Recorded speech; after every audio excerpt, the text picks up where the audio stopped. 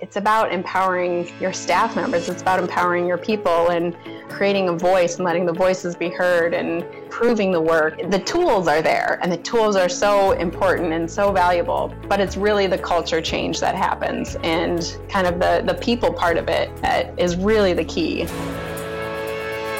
Today, I'm excited to welcome Lauren Wisniewski to the show. Now, Lauren, as you're going to hear, is been practicing lean within the nonprofit sector. This is a topic that we've not really explored much on the podcast over the years, so it was really good to have Lauren on. And so what we do is we kind of just walk through her journey with working with nonprofits and talking about the unique opportunities that lean presents itself within that world. So we go through, she actually shares some really fun stories of how lean has been able to benefit a couple different nonprofits.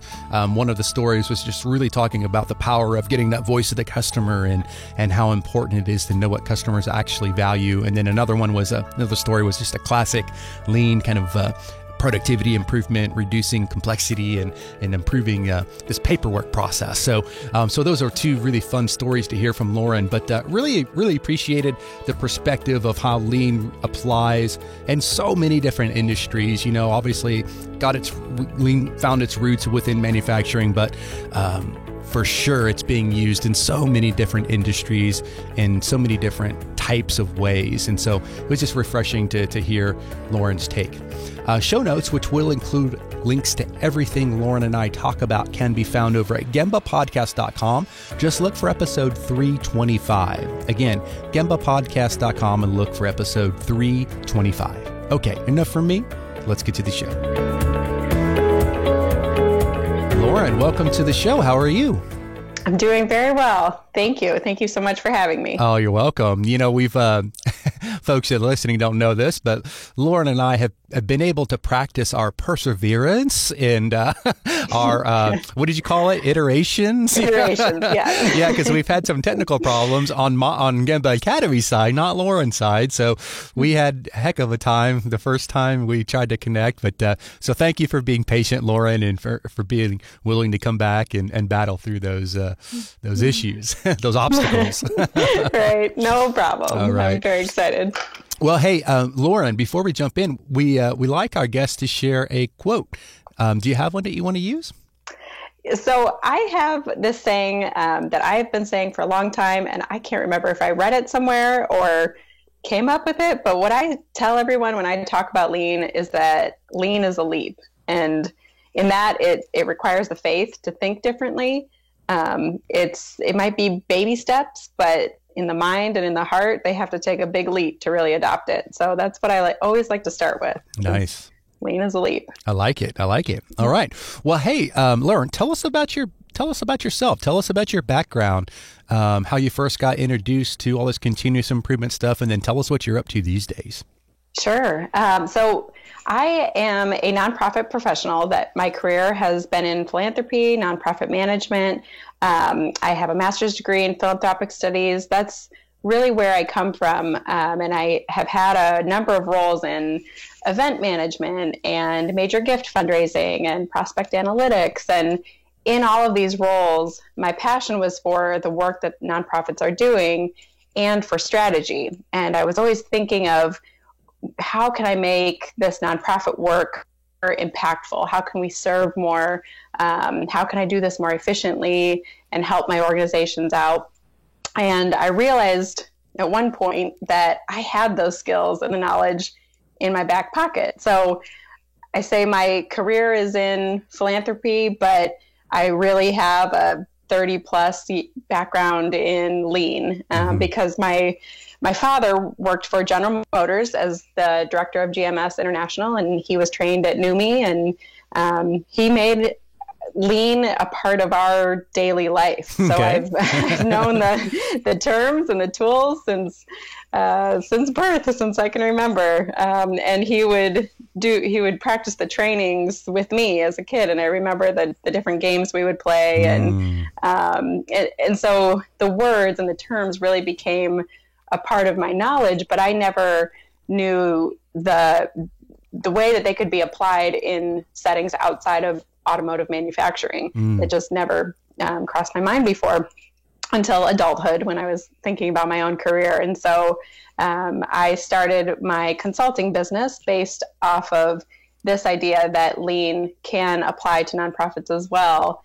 And there's space for it to create more impact and generate all this good from empathy and continuous improvement. I love it. I love it. So the name of your consulting company is Rise Consulting Company. So what's the story behind Rise? Rise is both personal and in thinking about the work of nonprofits. So, in hard times and overcoming those mountains that just seem like big hardships, and it's hard to do, just that idea of rising and climbing the mountains looks different for everybody as it does for different organizations. I've climbed my own mountains, and that rise feeling, you're rising, you're going upward, you're continuously improving, even if it's baby steps. That's where it comes from. And in the nonprofit context, those mountains are homelessness, they're hunger, they're racial injustice issues. They're such big mountains to overcome, and nonprofits are doing a lot of work towards those goals. So that rise idea is really what they're working for, and it's hard work. Very cool. Very cool. I like it. Before we jump in, I want to know more about kind of how you got started teaching lean and the whole nonprofit movement and sector there. But, I think sometimes there's a big misconception, even myself, over the years of not really understanding what a nonprofit organization is. Can we start there? Sure. This level set us on what is a nonprofit? So a nonprofit is a specific tax designated organization, a 501c3, the name nonprofit is kind of a misnomer. It's not that there's not profits, it's that the profits are reinvested into the mission. And so it's the tax benefit purpose designation is kind of its own sort of piece of it. But it's really these organizations that have different charitable purposes. So education and community practices, and it can be anything really, as long as you're working to improve the community and you're reinvesting your money, your profits back into that mission. That is what a nonprofit is. And one specific piece of it is that nonprofits must have a board.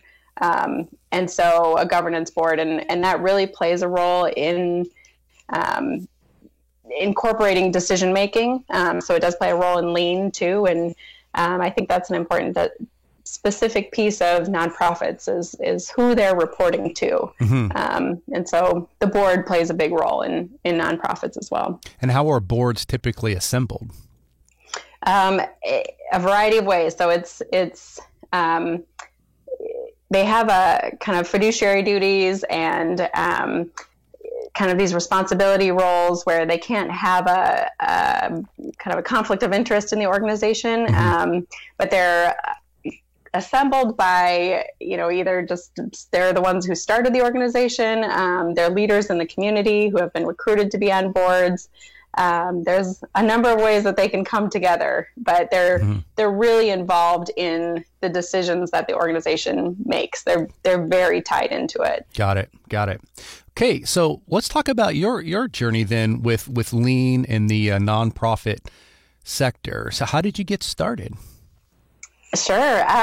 So the nonprofit sector, that part of it, I actually started, I was recruited over to the development office at the University of Michigan as a student, and learned what philanthropy was there. And coincidentally enough, I was, for an internship part of my time there, I was placed into the prospect analytics department.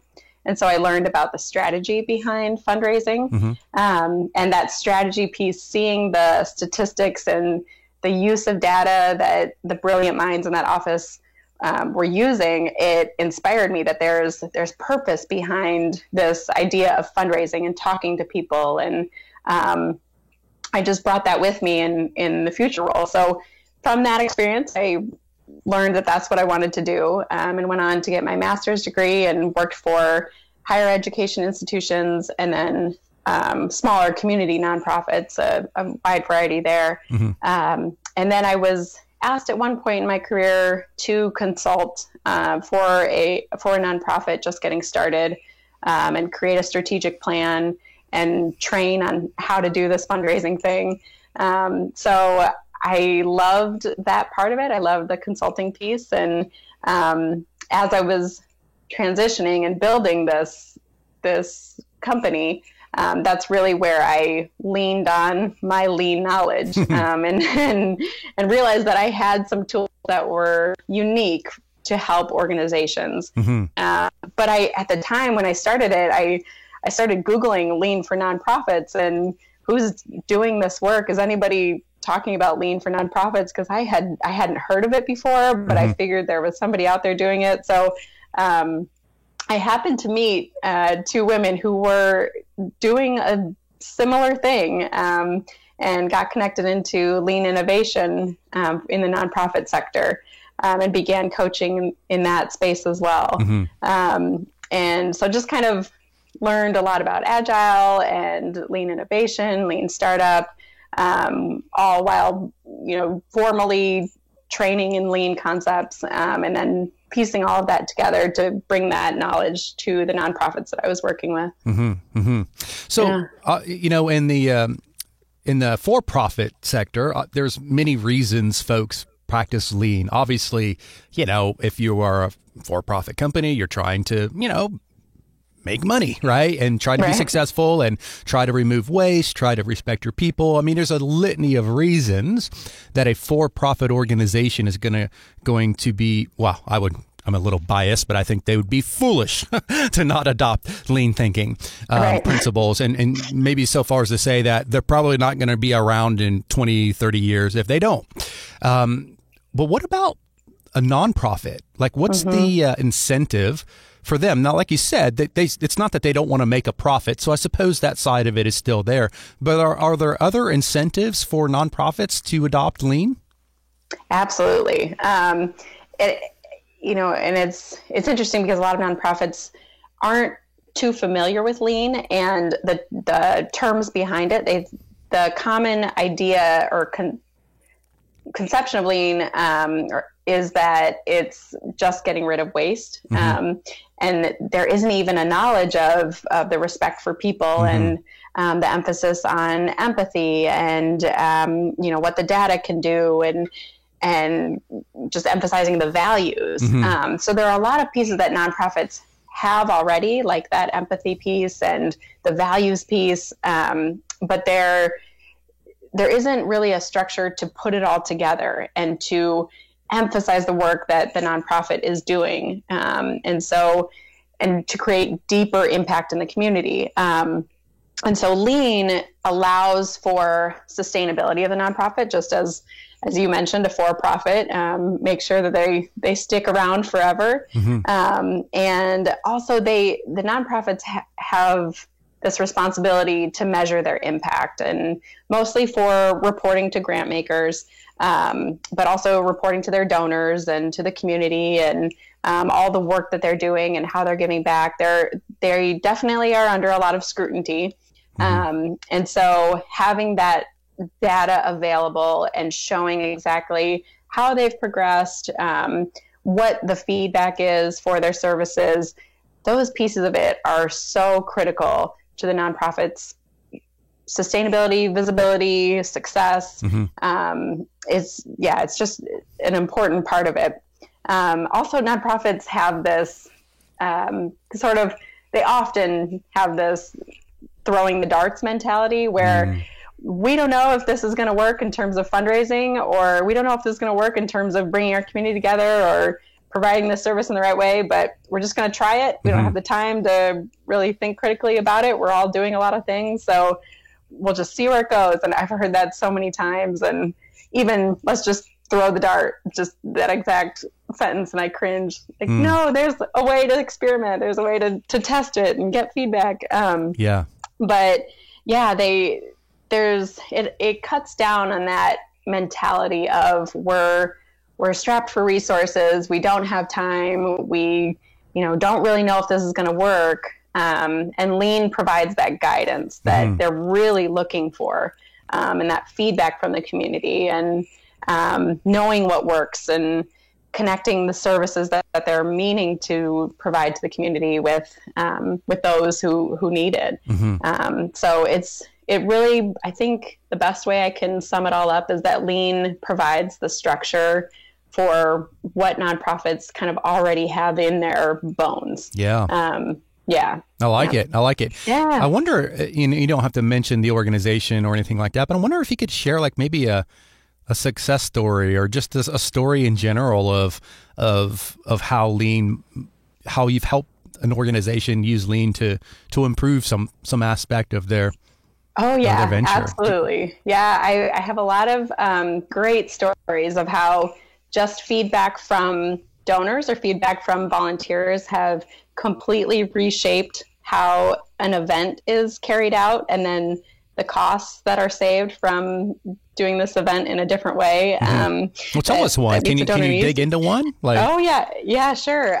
There was a big gala that was being planned, and the fee, they wanted to reduce the costs of the gala, but it was a very traditional gala in this community, and so they decided to change it to be this other. They wanted still a gala, but they just decided to reduce the decorations and move it to a different location.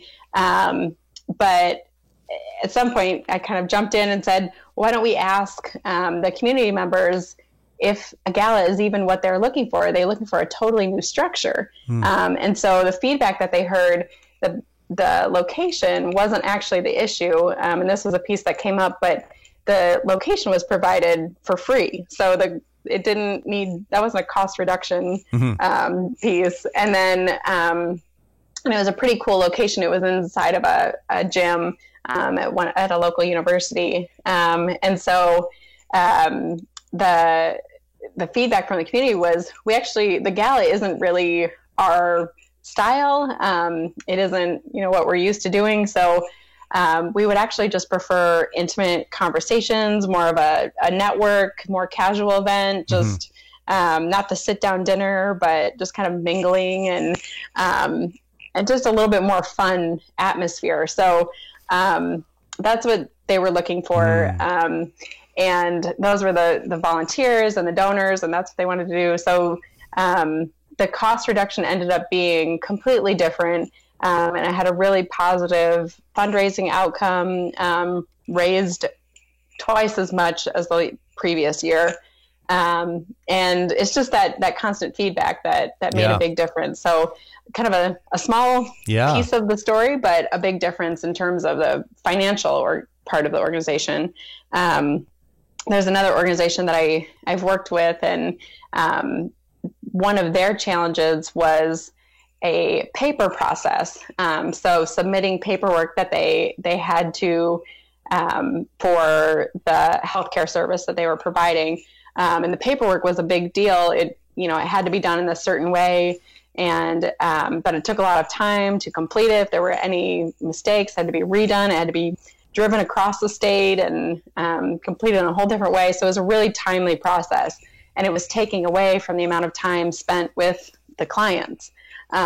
So looking at a process like that, it's, the time was kind of figured out. There was one person designated for this paper process. There were some changes made in how the paperwork was actually completed.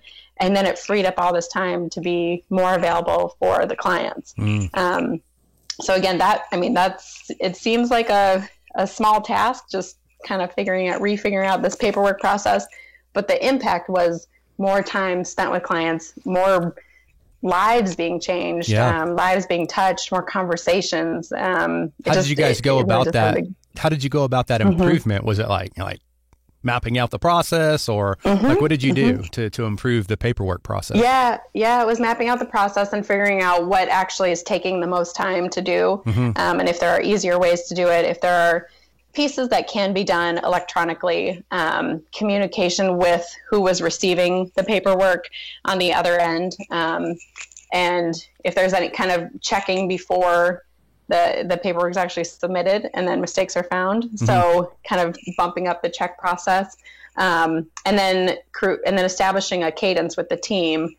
So one team member was designated as kind of the paperwork driver for that particular time, so that the other teammates. That's really good. That's awesome. Spend more time with services. Mm-hmm. The one I like, the first one that you mentioned where they went out and talked to the customers. I mean, that's such a powerful thing. I mean, you're right. I mean, it sounds simple and straightforward, but this whole idea of the voice of the customer, right? How often do we not seek that out, right? Yeah. Not just nonprofit, anybody, right? I mean, and it's also very similar to, the whole lean startup movement, when their whole idea of the MVP, minimal viable product, right? Like, don't spend all this money building this expensive gadget or service or system if you're not even sure anybody wants it, Exactly.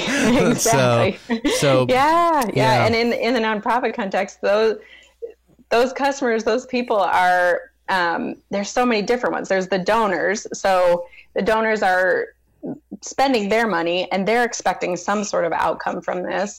And so they're one person to get feedback from and just communicate with, and not only ask for money and thank them, but keep a communication cadence going.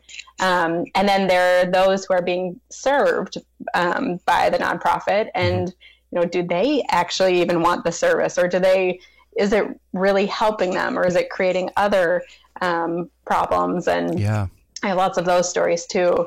And then there's the volunteers, and are they, is the volunteer time working for them? Is it easy to volunteer? Is it creating a challenge? Is it, the most effective use of time? And so there's a number of different, and there's a staff, of course, and the leadership and the board members. And absolutely all of that feedback is not usually common. So it's certainly something that can make a difference. That's great. So are there any barriers that you're seeing that are specific for nonprofits as it relates to adopting lean? Sure. And the barrier, I think the biggest barrier is familiarity. Like I mentioned, the idea of lean is that it's this concept that was introduced and applied in a different sector, and it might not fit the nonprofit sector. And I think a lot of that comes from the terminology and this idea that it's about getting rid of the waste, and it's about working at minimum resources. And nonprofits are on the other side thinking we are at minimum resources. There's no leaner we can get. Right. And there's just not that kind of that heartstring that you understand where we're coming from sort of attitude. But what I like to talk to nonprofits about is that it's about empowering your staff members. It's about empowering your people and creating a voice and letting the voices be heard and improving the work. And so it's not this, the tools are there, and the tools are so important and so valuable. But it's really the culture change that happens and kind of the people part of it that is really the key for nonprofits and understanding what this lean concept is. And then the other barrier, I think, is time. And nonprofits are always working on so many things, so many projects. People wear many different hats, and there's just kind of a barrier for the training and the understanding and taking this time out. So if it can be understood in small bits and incorporated into their work already, then it's a little bit easier to understand. But yeah, I think those are the two biggest barriers. Yeah, got it. Well, and I think, just the first one is the whole idea of what is lean and what it's not. I mean, I think many folks have to struggle through that, right? Yeah, it's not about getting rid of people. That's what they say. That's not lean. That's mean manufacturing. Right. Exactly. Yeah. So listen. Let's say there's someone listening to this right now, and they're maybe not all that familiar with lean, but they're in the nonprofit community, and someone forwarded this podcast to them. If they want to learn more, or they want to get started, or they want to explore, like, what tips do you, aside from connecting with you on LinkedIn or in your consulting company, but what tips do you have for them? I think the biggest tip I would say is to do as much education as you can on what lean actually is, and the values and the principles behind it. Even just kind of a basic understanding of the terms, and spend the time to familiarize yourself with understanding the what continuous improvement is. It's kind of a big concept. And then also understand that respect for people is in there too. And then understand what value is, and just get familiar with kind of the basic principles, so that you can talk to leadership or talk to team members and see if this is something that you want to start incorporating. And if you are becoming familiar with lean, and introducing experiments and trying some things out, just focus on the small wins, and making small improvements in your daily work, and kind of that will start to snowball. And I think I've seen this with nonprofits, when they start to understand the basic principles of lean and kind of how it works. I had a conversation with this fantastic woman who was working at a healthcare organization, and she said, well, this has changed so much of my time with clients that I brought it home. And now I start to do all these things at home with my daughter. And so it's these small little things in her day that kind of built up to really understanding this idea and this thinking of lean. If you can talk to leadership about it, focus on how it works with your mission, and how you can generate data and impact from using lean principles, and what it will mean for working with grant makers. And that's a big piece for nonprofits. They're trying to find those small wins, those data pieces. And just really focusing on those. Well, yeah, and just depends on your audience. I mean, for some, it might all be about, not all, but a lot about those grants and making sure that they survive and that they thrive and grow, right? And so you can show that these principles, they can benefit us, right, as an organization, and allow you to do your mission, strengthen your mission, right, enhance your mission. Yeah. And one thing I like about lean and introducing this to nonprofits on that note is that the idea of establishing core values and having the thinking always come back to those core values, and how those values are kind of mapped along the way, and how that's pulled through. Nonprofits often have this kind of pressure to chase the donors, chase the money, and receive money, but they're not, at the other end of it, it might not be the donors' preferences or the grants that make the most sense for the organization. So they then have to create a whole new project, or they have to do things that aren't, true to the organization values or true to the organization mission or projects. So flipping that, lean allows the values to come first, and really emphasize that, and go after the dollars that are available according to those values. That's a big piece for nonprofits too. I love it. Lauren, if folks want to connect with you, what's the best way? Sure. So I'm available by email at lauren@riseconsulting.co. I'm on LinkedIn, and I'm on Instagram, rise_consulting.co.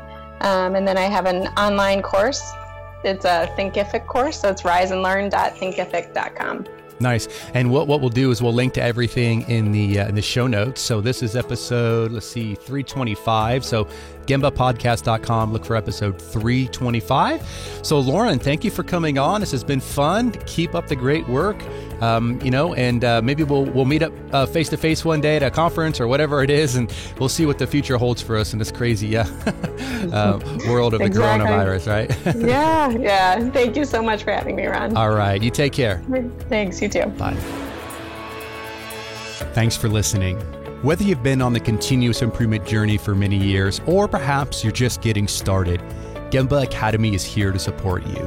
And while we're best known for our more than 1,500 Lean and Six Sigma teaching and virtual tour videos, we also have a team of experienced Lean and Six Sigma practitioners available for one-on-one coaching, as well as a variety of Lean and Six Sigma certification options. To learn more and to schedule a demo, head on over to GembaAcademy.com.